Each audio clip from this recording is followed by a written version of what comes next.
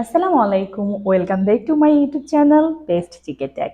আশা করছি সবাই প্রতিদিনের মতো সুস্থ আছেন এবং সুন্দর আছেন। ভিউয়ার্স, আজকের ভিডিওতে আমরা ইন্টারোগেটিভ সেন্টেন্স কি প্লাস ইন্টারোগেটিভ সেন্টেন্সের 50টা এক্সাম্পল উইথ বাংলা মিনিং নিয়ে চলে এসেছি। আমাদের গত ভিডিওতে আমরা আলোচনা করেছিলাম ডিক্লারেটিভ সেন্টেন্স নিয়ে। তো চলুন বন্ধুরা, দেখে নিই ভিডিওটা কেমন হয়েছে। Interrogative sentence. Interrogative sentences, also known as a question sentence, are sentences that seek information or clarification.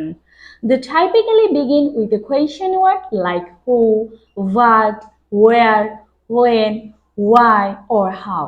Or they may start with a helping verb like is, are, do, does, and so many followed by the subject. তাহলে আমরা বুঝতে পারলাম interrogative sentence মানে হলো কোনো তথ্য বা আপনার ব্যক্তিগত কোনো স্বচ্ছতা পরিষ্কারভাবে পাওয়ার জন্য আপনি কাউকে কোনো কিছু জিজ্ঞেস করলেন। তাহলে ওই বাক্যগুলো আমরা কিভাবে চিনব? সাধারণত ইন্টারোগেটিভ সেন্টেন্সের বাক্যের শুরুতে যদি ডব্লিউএইচ কোয়েশ্চেন এই ওয়ার্ড যেমন who, what, where, when, why or how এগুলো দিয়ে শুরু হয়, তাহলে আমরা বুঝে নেব এটা interrogative sentence. And second one হতে পারে, সেটা হলো ডু অর ডাজ। এটাকে আমরা এক কথায় বলতে পারি yes no question. Yes no question means do or does দিয়ে কোনো প্রশ্ন করা হলে সেটার উত্তর সিম্পলি ইয়েস অর নো দিয়ে দেওয়া যায়। That's why it's called yes no question. এরপর হতে পারে auxiliary verb like or helping verb বা টু বি ভার্ব, যাই বলেন, সাহায্যকারী ভার্ব বলতে আমরা যা বুঝি সেটা হলো ইজ, আর, হতে পারে ওয়াজ, ওয়ার, হ্যাভ, হ্যাজ। এই টাইপসের ওয়ার্ডগুলো মানে ভার্বগুলো দিয়ে যদি সেন্টেন্সের শুরুতে যদি কোনো বাক্য শুরু হয়, তাহলেও বুঝে নেব সেটা ইন্টারোগেটিভ সেন্টেন্স। আরেকটা জিনিস এখানে মেনশন করা হয় নাই, সেটা হলো modal auxiliary verb can, could, may, might, ought to or so many things. আরো যা আছে ওগুলো দিয়েও যদি সেন্টেন্সের শুরুতে যদি শুরু হয়, বাক্যের শুরুতে যদি এই ওয়ার্ডগুলো দিয়ে শুরু হয়, তাহলে ধরে নেব সেটা ইন্টারোগেটিভ সেন্টেন্স। আর সব থেকে কমন যে জিনিসটা সেটা হলো ওই সেন্টেন্সের বাক্যের শেষে প্রশ্নবোধক চিহ্ন অবশ্যই থাকবে, ইন্টারোগেশন সাইন। তাহলে আমরা ক্লিয়ার হয়ে গেলাম ইন্টারোগেটিভ সেন্টেন্স কি এবং ইন্টারোগেটিভ সেন্টেন্স চিনার উপায়। আসুন এখন আমরা এক্সাম্পলগুলো দেখে নিই। Number 1, did you enjoy the movie? তুমি কি চলচ্চিত্রটি বা সিনেমাটি উপভোগ করেছো? Number 2, where are you going on vacation this year? তুমি এই বছর ছুটিতে কোথায় যাচ্ছ? Number 3, how many language can you speak? তুমি কতগুলি ভাষা বলতে পারো? Number 4, who is your best friend? তোমার সেরা বন্ধু কে? Number 5, what time is it? কটা বাজে? মানে এখন সময় কটা বাজে? Number 6, have you ever travelled abroad? তুমি কি কখনো বিদেশে ভ্রমণ করেছো? Number 7, why do you want to learn a new skill? তুমি কেন একটি নতুন দক্ষতা শিখতে চাও? Number 8, which subject do you find the most interesting? তুমি কোন বিষয়টি সবচেয়ে মজার মনে করো? Number 9, are you planning to attend the event? তুমি কি ইভেন্টে অংশগ্রহণ করতে চলেছ? Number 10, do you prefer coffee or T in the morning? তুমি কি সকালে কফি বা চা পছন্দ করো? Number 11, what is your profession? তোমার পেশা কি বা আপনার পেশা কি বা আপনার জীবিকা কি? Number 12, where are you from? তুমি কোথা থেকে এসছো বা তুমি কোথা থেকে? Number 13, how are you feeling today? তুমি আজ কেমন আছো? Number 14, When is your birthday? তোমার জন্মদিন কবে? Number 15. Why do you want to learn English? তুমি ইংরেজি শিখতে চাও কেন? Number 16. Who is your favorite actor? তোমার প্রিয় অভিনেতা কে? Number 17. Which is the best book you have read? তুমি কোন সেরা বইটি পড়েছ বা তোমার পড়া সেরা বই কোনটি? Number 18. Are you busy right now? তুমি এখন কি ব্যস্ত আছো বা তুমি কি এখন ব্যস্ত আছো? Number 19. Have you finished your meal? তুমি কি তোমার খাবার শেষ করেছো? Number 20. Do you like to cook? তুমি কি রান্না করতে পছন্দ করো? Number 21. Are you studying for the exam? তুমি কি পরীক্ষার জন্য পড়ছো? Number 22. Is she working on a new project?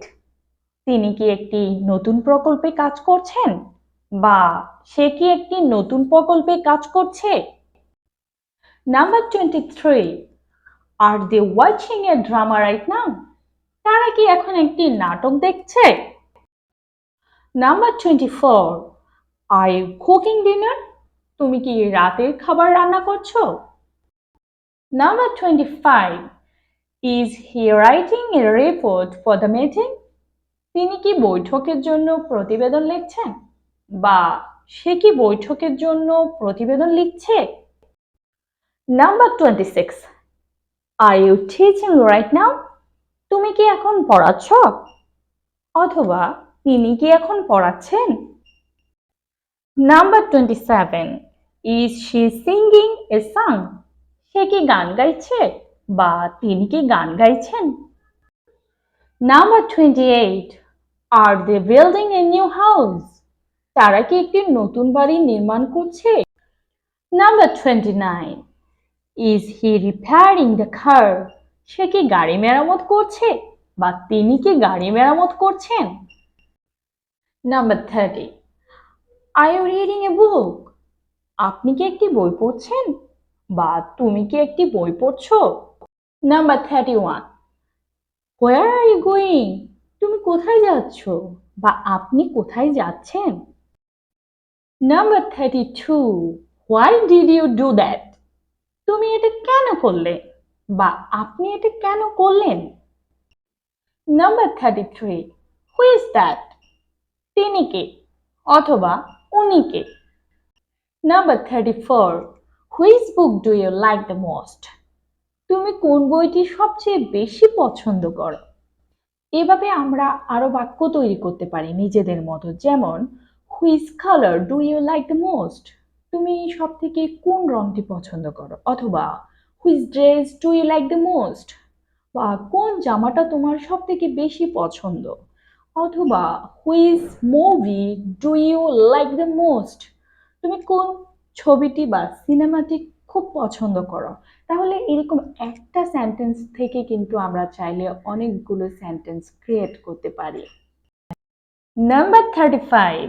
Do you have any plans for the weekend? তোমার কি সপ্তাহের শেষের দিকে কোনো পরিকল্পনা আছে? মানে তোমার কি ছুটির দিনের জন্য কোনো পরিকল্পনা আছে? আসলে এটাই বোঝানো হয়েছে। Number 36. Is this the right way to the station? এটা কি স্টেশনে যাওয়ার সঠিক পথ? Number 37. What's your favorite book? তোমার প্রিয় বই কি? Like this sentence আরো অনেক সেন্টেন্স হতে পারে, such as What's your favorite fruit? তোমার প্রিয় ফল কি? হতে পারে What's your favorite magazine? তোমার প্রিয় ম্যাগাজিন কি বা কোনটি? তাহলে এভাবে আমরা নিজেদের মতো করে যার যেটা পছন্দ সেভাবে আমরা বাক্য তৈরি করতে পারবো। Number 38. How do you enjoy spending your free time? আপনি কিভাবে আপনার অবসর সময় কাটাতে উপভোগ করেন, অথবা তুমি কিভাবে তোমার অবসর সময় কাটাতে উপভোগ করো? এখানে এনজয় যে টার্মটা বোঝানো হয়েছে, এটা এনজয় মিন্স লাইক, পছন্দ করা বোঝাবে। উপভোগ করা মানে পছন্দ করা। Number 39. What is your philosophy? আপনার দর্শন কি?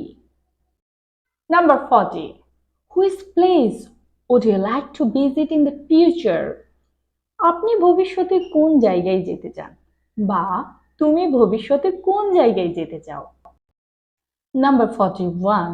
Why do you enjoy cooking? তুমি রান্না করতে পছন্দ করো কেন? আমি এই সেন্টেন্সটা বারবার এনেছি। Because I like to cook. আমি রান্না করতে ভালোবাসি। It's one of my hobby. এটা আমার অনেকগুলো শখের মধ্যে একটা। That's why cook ওয়ার্ডটা নিয়ে অনেকগুলো সেন্টেন্স এখানে নিয়ে এসেছি। Number 42. When do you feel most relaxed? আপনি কখন সবচেয়ে বেশি স্বাচ্ছন্দ্য বোধ করেন? বা তুমি কখন সবচেয়ে বেশি স্বাচ্ছন্দ্য বোধ করো? Number 43. Do you have any favorite hobbies? আপনার কোনো প্রিয় শখ আছে? Number 44. Have you ever tried learning a musical instrument? আপনি কি কখনো বাদ্যযন্ত্র শেখার চেষ্টা করেছেন? Number 45. Is there a book you have read multiple times? কোন বইটি তুমি একাধিকবার পড়েছো অথবা কোন বইটি আপনি একাধিকবার পড়েছেন? Number 46. What's your aim? তোমার লক্ষ্য কি? Or what's your dream? তোমার স্বপ্ন কি? অথবা what's your target? Further, what's your motto? Further one, what's your mission? So, all of the words are indicated to the word of aim. Number 47. Where do you live? তুমি কোথায় থাকো বা তুমি কোথায় বাস করো আর আপনি কোথায় থাকেন বা আপনি কোথায় বাস করেন? এখানে যে sentence where do you live, এই সেন্টেন্সে সাবজেক্ট ইউ এবং ইউটা second person, that's why where এর পরে ইউ বসছে। এই সেন্টেন্সটাতে ইউ এর জায়গায় যদি কোনো ব্যক্তি বা সেই ব্যক্তির পরিবর্তে তার প্রোনাউনটা বসতো তাহলে সেন্টেন্সটা হতো এরকম। For example, where does he live? সে কোথায় থাকে বা বাস করে, কারণ এটা হলো third person singular number, that's why where এর পরে ডাজ হয়েছে। Number 48. Where will we go there? তুমি কখন সেখানে যাবে বা আপনি কখন সেখানে যাবেন? অথবা হতে পারে এই সেন্টেন্সটা when will you attend the party? তুমি কখন পার্টিতে যোগদান করবে? ঠিক আছে। Number 49. Do you have any siblings? তোমার কোনো ভাই বোন আছে? Number 50. Have you ever traveled sea beach?